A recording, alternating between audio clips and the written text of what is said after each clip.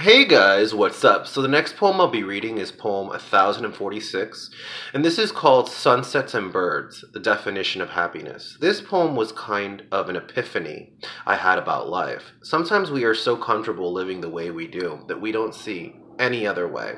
It's so easy to blame the world. Yes, society has its problems, poverty, war, a messed up system, but for a minute, let's step outside that and try to see the positive. We are living, so let's try to make the best of it because happiness is more powerful than hate. Sunsets and birds, the definition of happiness. I've written of imperfections, insecurities and flaws, darkness and demons, the overpacked skeletons in my closet.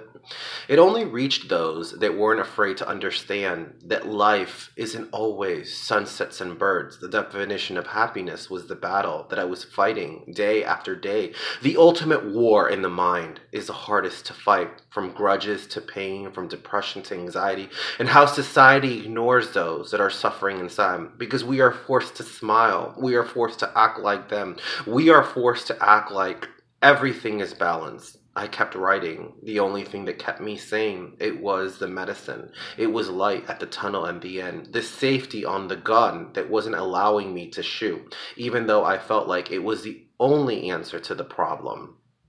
I've written of darkness, misery, and pain, lost and ghosts. Some didn't want to hear another melancholy writer, while others could relate. The definition of light was the battle that I was struggling with day after day, not wanting to go on, suffocating myself in this little box that I created. Because walking out there was overwhelming. The more I did, the more I hated them and the way they looked at me like I wasn't human.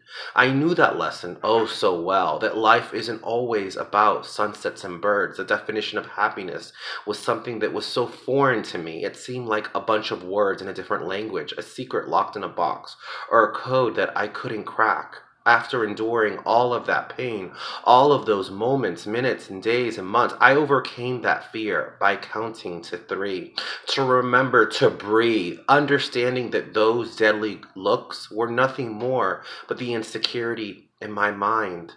I'm not 100% cured, just like no one in this world is, but I can appreciate the waves on the beach, the feeling of love, and how it can affect two people.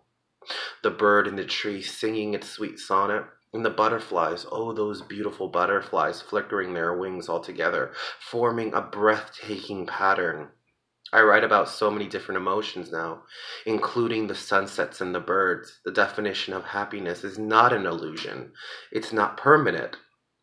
And sometimes it comes and goes, but it's worth it, even if it's just for a minute, because you realize that's what life is worth living for.